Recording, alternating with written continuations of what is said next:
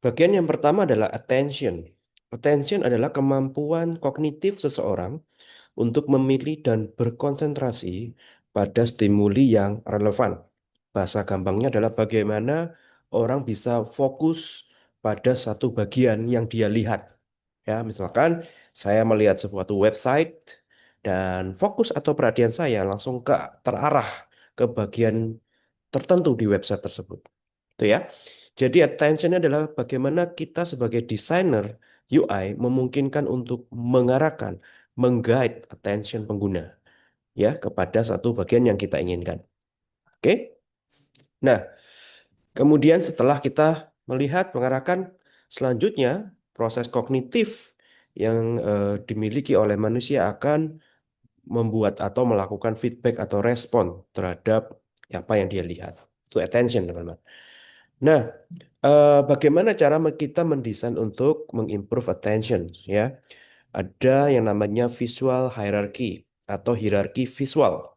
Hierarki visual atau visual hierarchy adalah bagaimana cara kita mengatur elemen-elemen UI yang ada di layar sedemikian rupa agar perhatian pengguna itu dapat kita arahkan dan pengguna sekali lihat bisa langsung tahu mana yang paling penting dan mana lanjutannya. Seperti itu.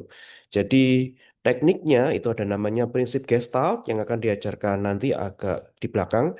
Dan prinsipnya kita bisa bermain-main dengan ukuran komponen UI, warna, layout, ya, kemudian spacing jarak antar komponen untuk membentuk hierarki-hierarki visual yang kita bisa membagi mana yang perlu user lihat duluan, mana yang perlu user lihat belakangan. Kemudian kita juga meminimalkan distraksi, distraksi dalam hal misalkan apa namanya tampilan pop up ya, kemudian iklan yang mengganggu ya. Segala sesuatu yang mendistract pengguna itu diminimalkan agar fokus pengguna lebih di dalam tampilan yang dia lihat saat ini.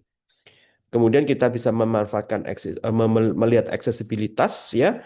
Misalkan untuk pengguna yang color blind ya, kita sediakan icon yang relevan, kemudian ukuran font diperhatikan, penggunaan kontras warna sehingga memudahkan user untuk membaca tulisan di layar kita.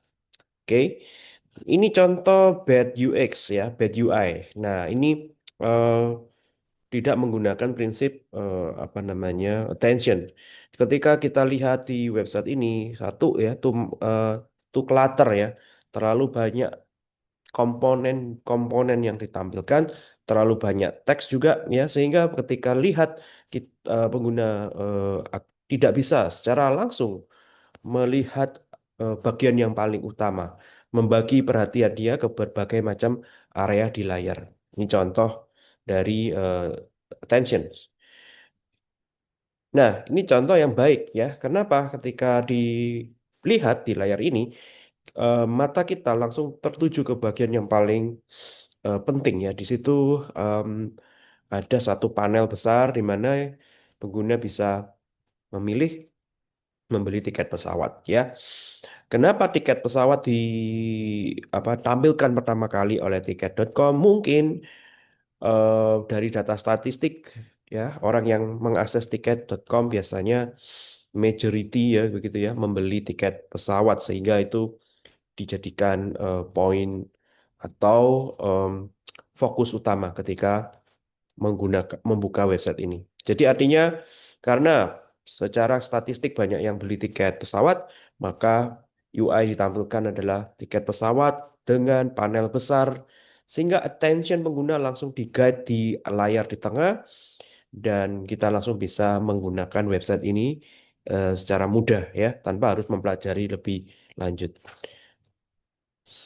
Ini contoh yang lain, sebelah kiri lebih mudah kita melihat atau membaca form ini yang membutuhkan ekstra attention jangka panjang ya. Jadi attention itu ada beberapa bagian sebenarnya Bapak Ibu. Ada yang attention singkat, ada yang attention jangka panjang ya. Contoh attention jangka panjang adalah gimana kita membaca artikel. Nah, itu kita butuh attention jangka panjang. Contoh yang lain adalah mengisi form yang panjang, ya. Jadi mata kita akan scanning dari atas sampai bawah, ya. Jadi mulai dari yang terpenting itu harusnya ditaruh di atas sampai ke bawah. Oke. Contoh yang sebelah kanan itu adalah contoh form yang menggunakan dua bahkan tiga kolom. Ya, mungkin karena saking banyaknya yang harus diisi, maka harus dibagi menjadi beberapa kolom. Oke. Nah, di sini yang menjadi concernnya adalah mata kita harus scanning tidak hanya vertikal ke bawah, tetapi horizontal. Oke, seperti yang Anda lihat di layar. Ya, kemudian ada beberapa aspek yang lain, misalkan email, SMS, post itu em, apa namanya dibuat combo box begitu ya, pilihannya seperti itu. Dan lebih lebih apa namanya lebih attentionnya lebih terlihat jelas jika dibuat seperti radio button yang di layar kiri. Nah, ini contoh dari penggunaan attention. Berikutnya adalah perception.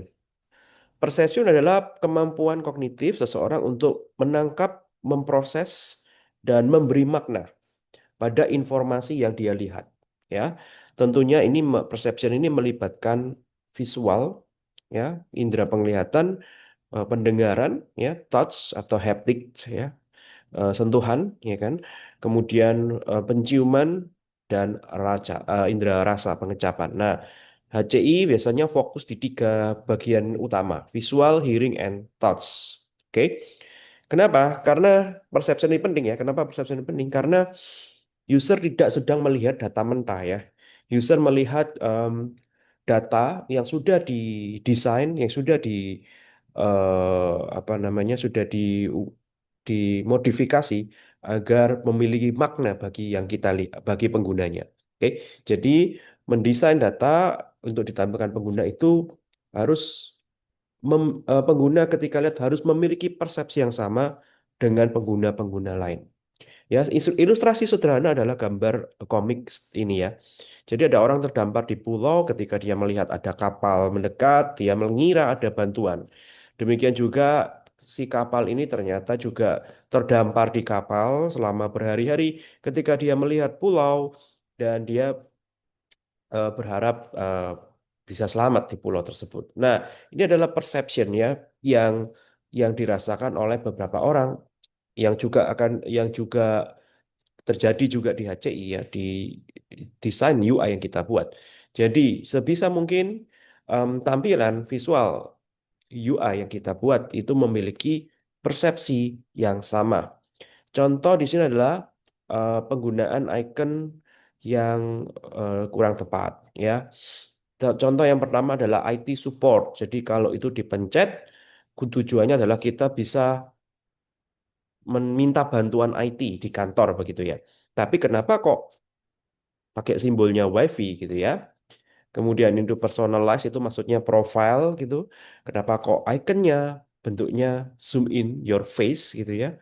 Kemudian job board itu melihat listing job yang ada di market di tempat di website tersebut mirip seperti briefcase, internal audit. Kenapa bentuknya tumpukan buku ya atau barisan buku atau book collection ya. Kemudian departemen, kenapa bentuknya seperti kursi gitu ya, rocking chair, kursi goyang.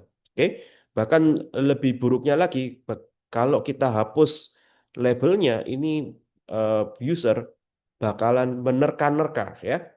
Ketika anggaplah ini tidak ada teksnya ya, tidak ada label ikonnya. Maka ketika user-user tersebut melihat icon ini, mereka akan menerka-nerka. Ini gunanya buat apa tombol-tombol ini ya. Jadi ini contoh desain icon yang buruk ya. Icon yang baik adalah sekali lihat kita secara konsensus sama-sama ngerti ini fungsinya buat apa.